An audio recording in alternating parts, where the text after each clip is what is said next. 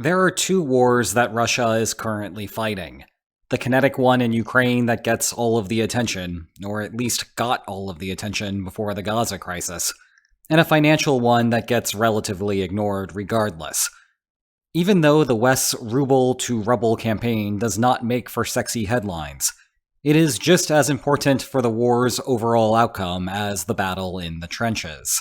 And arguably, it may be more important right now, as Ukraine's underwhelming 2023 offensive transitions to what Valery Zaluzhny calls a stalemate.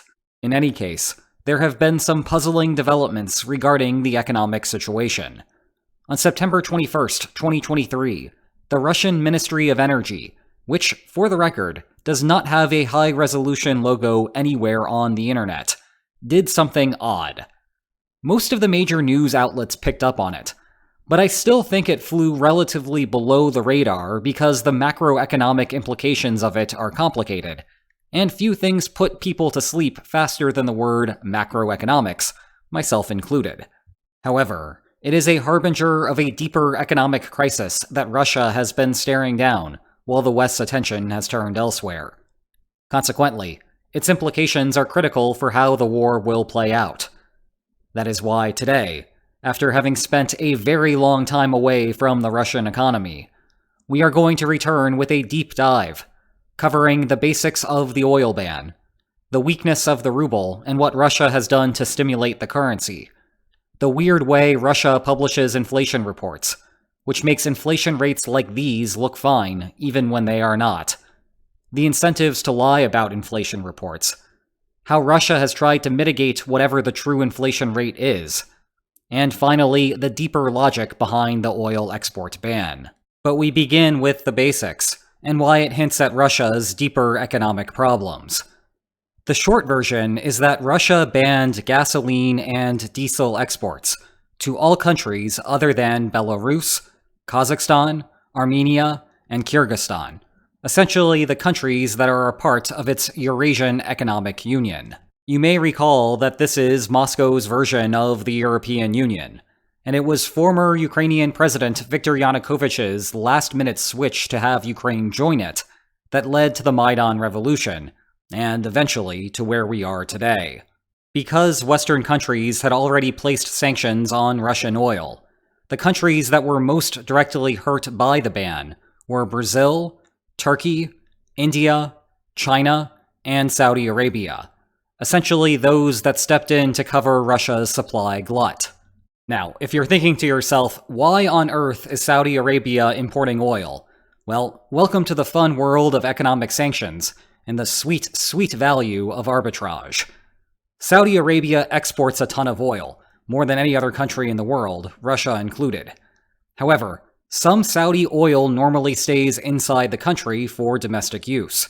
This is an important part of the autocratic plan to keep citizens happy. More on that in a moment.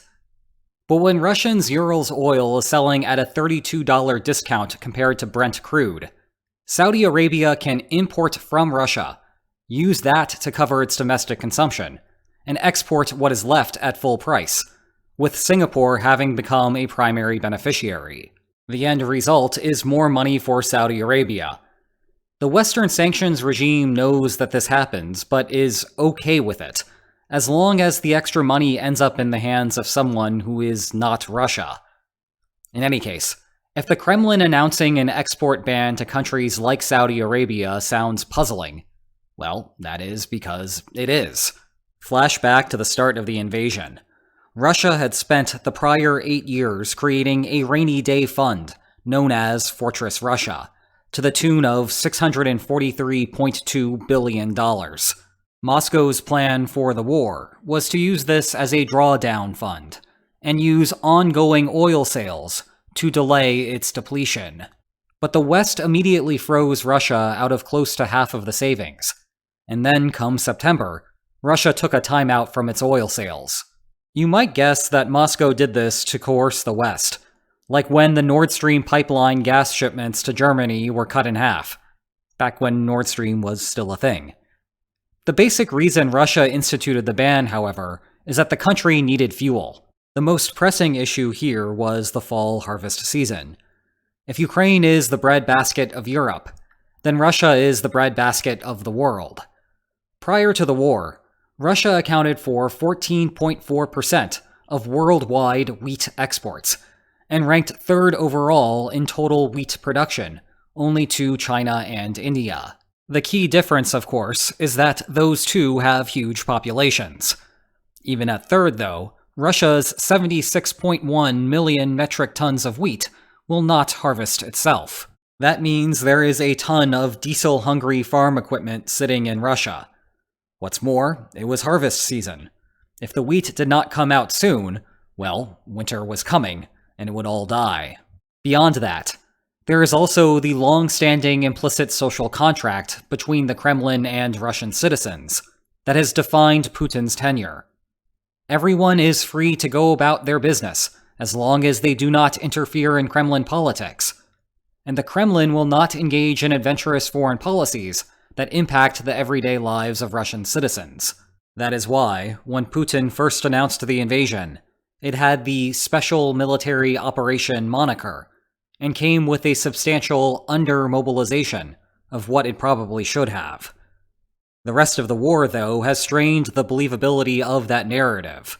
Indeed, the September 2022 mobilization was the pinnacle of that.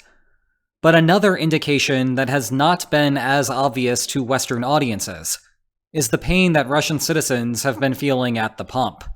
Again, though, from a Sanctions 101 perspective, this should be baffling. Europe banned the importation of oil, so the barrels are not going over there. The international markets willing to purchase Russian oil only do so at a substantial discount.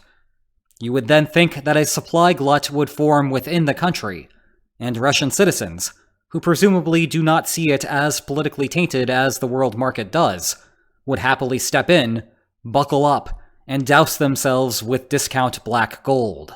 So why hasn't that happened yet? The answer appears to be inflation and a very weak ruble. For the first year of the war, the Russian central bank's official inflation rates were deeply concerning, and the problem started almost immediately. Let's zoom out for a second. A very rough and dirty way to think about money is as a representation of all of the goods and services for sale a country has. Money has no direct consumption value. Well, unless you are going to burn it as fire kindling or use it as wallpaper, as happened during Germany's bout with hyperinflation. Rather, its value comes from the social expectation that you can trade it for something that does have direct value. This has some complicated macroeconomic implications. Russia invading meant that the West was going to unleash the sanctions kraken. Much of the analysis of the consequences has focused on the Russian war machine. But the problems extend into the civilian economy. Supply chains would soon implode, especially for Russian-made products that relied on Western-sourced input goods. Thus, many of the products that Russian citizens expected to be available for sale, say dice, suddenly vanished. On the macroeconomic level, you had the same quantity of rubles chasing fewer goods. The way the market reacts to that is by increasing the prices to get everything back into equilibrium. What is now 200 rubles used to be maybe 100 rubles. In other words, you get inflation. Actually, the problem was worse than that. At the beginning of the war, anticipating that the value of the ruble was about to plunge, Russians did their best Great Depression impression and raced to their banks to withdraw all of their funds, wanting to either convert them into a currency that could hold value over the long term, or to acquire durable goods before prices soared. The former caused a drop in the ruble's exchange rate, which we will get back to later, while the latter meant that even more money was chasing the same dwindling supply of goods. Yet worse for Russia, this essentially being a traditional bank run, all of the corresponding problems came along with it.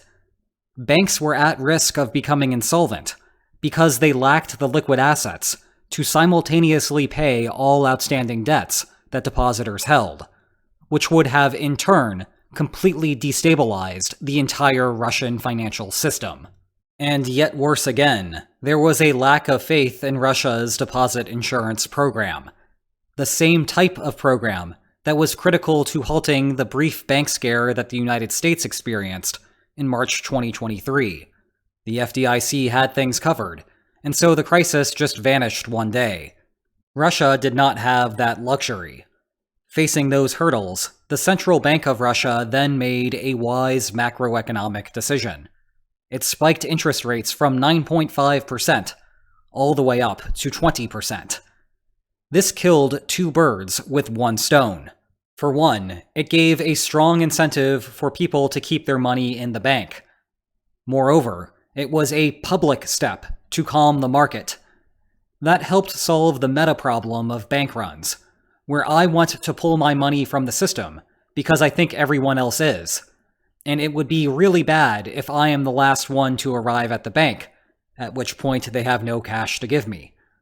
But for another, it pulled money out of the active market, which helped control inflation. It also heavily discouraged people from using credit to buy goods, and then pay the higher interest rate on it later. This is a common tool in monetary policy. When the United States battled its own inflation problem from 2022 to 2023, the Federal Reserve raised interest rates, which helped to tame the inflation problem. In November 2023, the US mark sat at 5.5%. In contrast, Russia had to go to far more extreme lengths. In April 2022, they bumped it to 20%, matching the all-time US high set in 1980.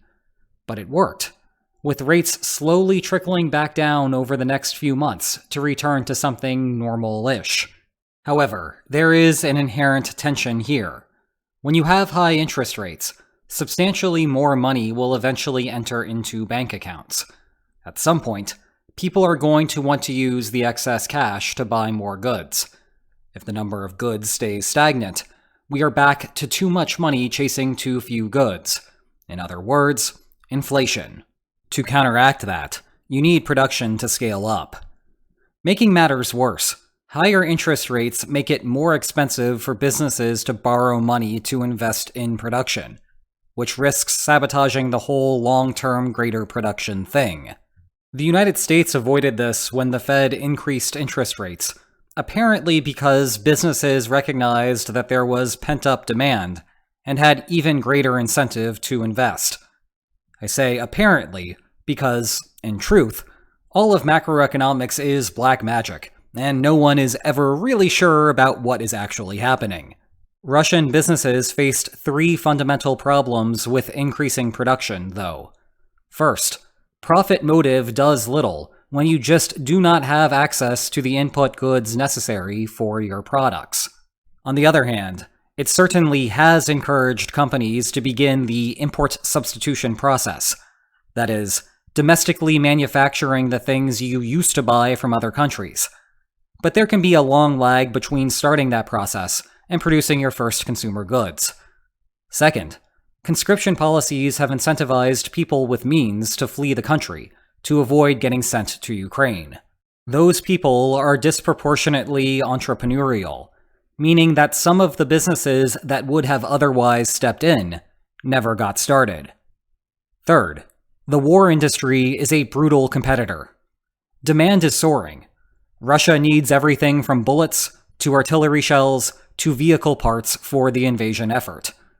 British intelligence indicates that the military wants to capture 30% of all public spending and about 6% of Russian GDP.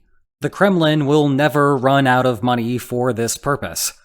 As long as the government functions, even if they run out of money, they can still print more money to continue the flow. This is a nightmare for civilian goods manufacturers. All of the raw materials and all of the labor are shifting to meet the military production. That means even less stuff is getting produced, which means prices on what remains go up, which means, you guessed it, inflation. And if we go to Russia's official inflation rates, in the standard way that they are reported, we see something interesting. It appears as though that this has not happened at all as of late. In fact, the reported figures are lower than before the invasion, and are historically solid for a developing country in any context, never mind a war. This, of course, has been met with a hefty dose of skepticism. That sometime in February 2023, the order came down from the Kremlin to report low numbers. From the start of the year, the 11.8% and 11% inflation suddenly became the previously seen 3.5% in March and 2.3% in April, before trickling up in the months thereafter. What is happening specifically with the March drop-off is more mundane, however. Interpreting inflation is hard because we are talking about increases or decreases to a rate of price increases. That is, we are not actually talking about a derivative. We are talking about a second derivative. You can sympathize with why people are not exactly excited to follow all of the calculus. And then there is the actual calculation. Inflation rates are usually reported annualized year-over-year, monthly data. Annualized by month means that the value of a ruble did not actually change by 3.5% in March. Rather, if inflation had held steady for a full calendar year, then it would have increased by that much. The real change for the month is therefore 3.5% divided by 12, or about 0.29%. Year over year means that we are comparing Februaries to Februaries, Marches to Marches, and so forth. Russia has good reason to publish figures like this. Inflation has some seasonality. Think, for example, about the differences between gasoline prices during the summer driving season and the winter, or how prices change during the holidays. To control for something like that, we would normally want to know how December 2021 matches with December 2022. But this has some bizarre consequences when there are random shocks at a single point in time that do not recur annually. Say, like the announcement of an invasion. March 2023 is therefore the first month that compares inflation data to another full month of the war. Thus, the correct way to interpret the 3.5% from March 2023 is that prices are still sustaining that massive 16.7% jump from March 2022, but that the increases since then have been relatively manageable. Likewise, February 2023 is the last month that compares inflation data to another month without war, for the most part.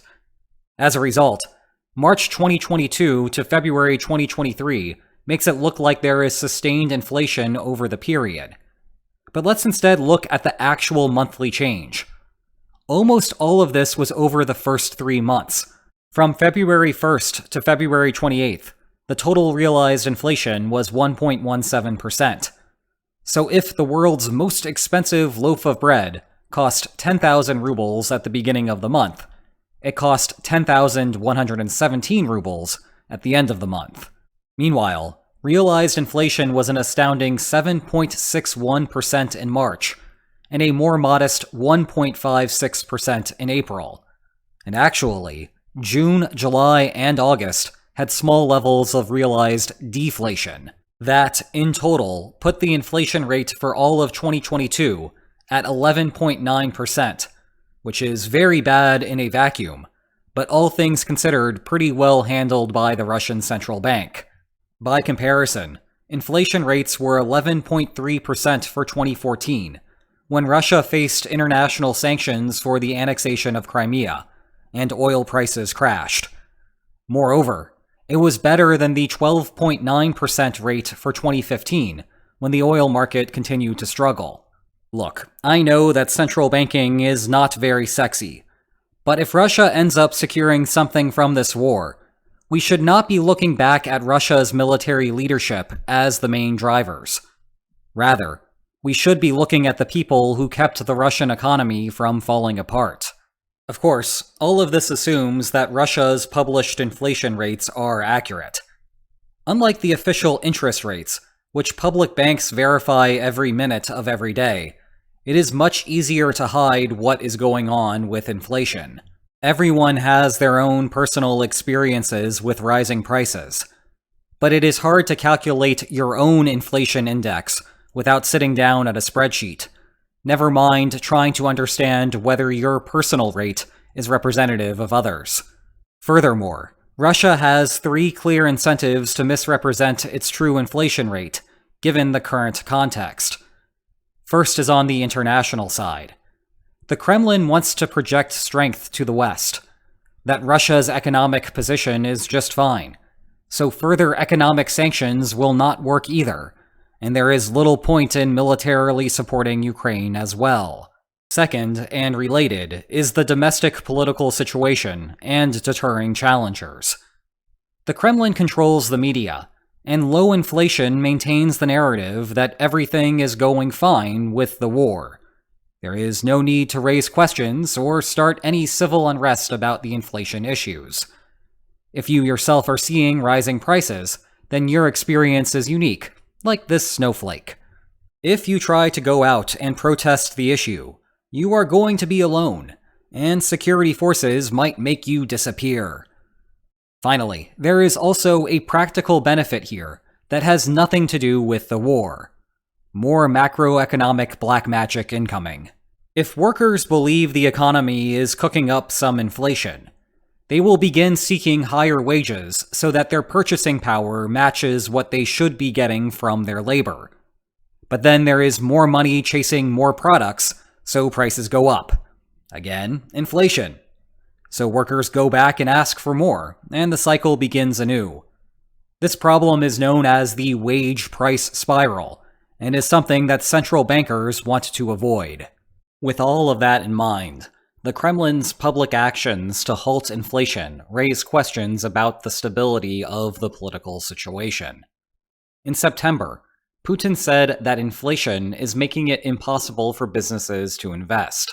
At the time, the latest year-over-year rate was looking relatively good, at 5.1%, and the non-annualized month-over-month rate was 0.28%, and total inflation for 2023 was projected to be 5.55%.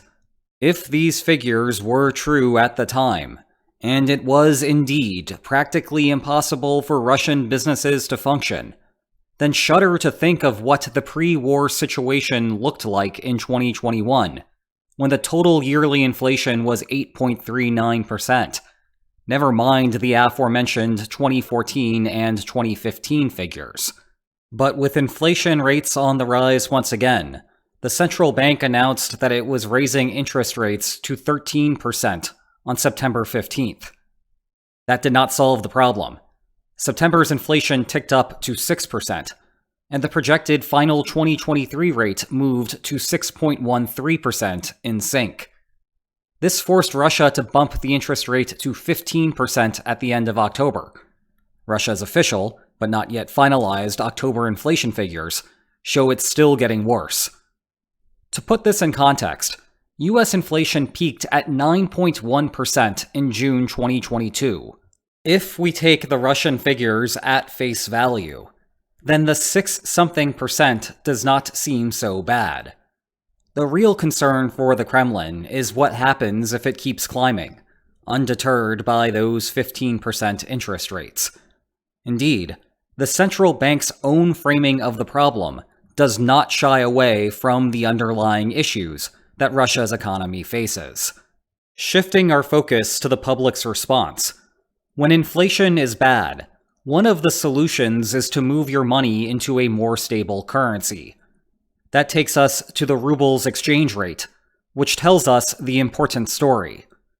At the beginning of the war, the central bank and the Kremlin took 3 important steps to control the problem. First was the implementation of capital controls. Russians faced a strict limit on foreign currency withdrawals. The government's intention here was to make it difficult for dollars or for euros to become the de facto payment method within the country. Second, along with that, domestic lenders were banned from using foreign currency for loans. Prior to that, lenders preferred to deal in currencies that were more likely to retain their value when the loans came due. Yes on dollars, yes on euros. But rubles? Not so much. After the ban, though, lenders did not have much of a choice. It became rubles or nothing. Finally, Russian companies that dealt in foreign currency, primarily Russian energy exporters, had to convert 80% of it into rubles. Combined, these steps all kept the ruble looking healthy, at least on the surface. At the end of 2021, again before the invasion, 100 rubles bought $1.30. That value plunged to just 70 cents on March 10, 2022, 2 weeks into the war. Yet by June 30th, it somehow soared to $1.80, apparently 50 cents better than before the war began. However, exchange rates can be deceiving. Below the surface, no one wanted to buy rubles. The three strategies had merely strung the currency's value along. But the attritional shift in the war ensured that all of those short-term fixes would turn into long-term problems, and the ruble went correspondingly downhill starting in December 2022. By the beginning of October 2023, it was down to $1.01, losing about 28% of its pre-war value, though by November it had partially rebounded to $1.09. And that takes us back to the oil export ban.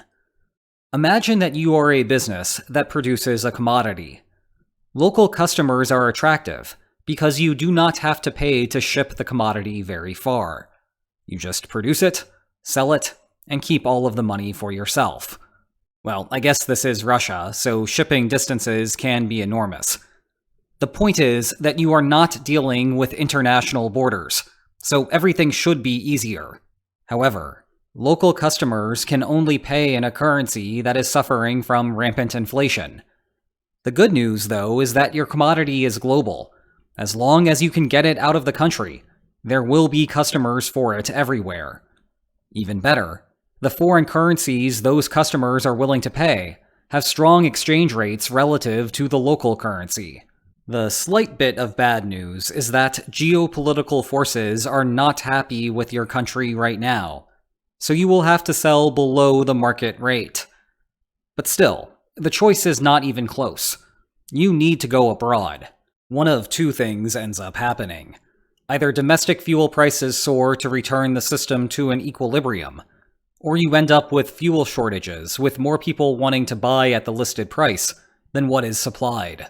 Under normal circumstances, Russia makes a damper payment to oil companies to keep their products in-country and thus maintain a high domestic supply.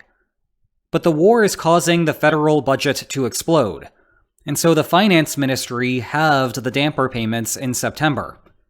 You can see where this is going. All of these problems combined to put the Kremlin in a tricky situation. If there are two things that set the average citizen's rage meter to max, one is touching government retirement programs. Putin has direct knowledge of this, stemming from a failed 2018 pension reform plan.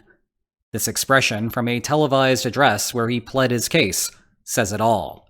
And indeed, the aftermath was the last time that there was major social unrest in Russia. But number two on the rage meter is surging fuel prices. Putin again knows this. It was central to the Nord Stream plan to force Germany to accept Russia's planned annexation of Ukraine, under the threat of skyrocketing natural gas prices. The irony is that Germany has moved on, with the installation of liquid natural gas terminals. But Russia is now tackling the same issue at home. Facing smaller damper payments, the oil companies simply chose to flood the international markets, which was now possible given the logistics built over the prior year plus of working around the West's sanctions. The Kremlin's solution was an export ban. Keeping the oil in-country eliminates the shortages, lowers market prices, and of equal importance, eases inflationary pressures. The problem is that doing so is not economically efficient. Fuel prices were not so out of hand in Russia so as to make travel impossible, or perhaps more importantly, they did not make harvesting the wheat prohibitively expensive. After all, the growing part of the farm work was finished. Whatever costs went into making that sweet, sweet watermelon were already sunk. The question was whether to harvest that massive breadbasket of wheat, or let it all die by winter's grasp. It turns out that oil prices would have to rise to an implausibly high level before the latter is the better choice. Rather, this boiled down to a cash transfer from oil companies to the average Russian. Zooming out to the motivation, it seems that the most vocal groups of would-be analysts of Russian domestic politics fall into two camps. One that insists that Putin has no domestic popularity at all, and another that is certain that it is literally impossible for Putin to lose office under any circumstances. Yet the truth is somewhere in between. We have discussed before how there seems to be little evidence that survey respondents were lying about their enthusiasm for Putin, at least before the war. At the same time, however, Putin cannot push policies too far without angering the masses. See again the pension reforms, or the exodus of fighting-aged men after the September 2022 mobilization announcement. The oil export ban appears to be recognition that the Kremlin has to appease domestic constituents, lest the political situation at home become untenable, thereby forcing Putin to vacate his office. The good news for Ukraine was that it meant that less oil money was going to the war effort. But there is the possibility of better news for Ukraine, in the form of what it signals about the broader domestic tolerance for the invasion inside of Russia. We have discussed before how Ukraine's fall 2023 strategy appeared predicated on the belief that Russia would not mobilize again. The oil ban suggests that this was a good wager for Ukraine. One imagines that the Russian population's adverse reaction to spending more rubles for transportation would be small compared to the consequences of seeing Putin on TV announcing another round of conscription. If the Kremlin does not want to deal with the former, then it is less likely that the powers that be would want to deal with the latter either. That said, at least for the export ban, the policy did not stick around forever. Russia still needs oil sales to fund the war.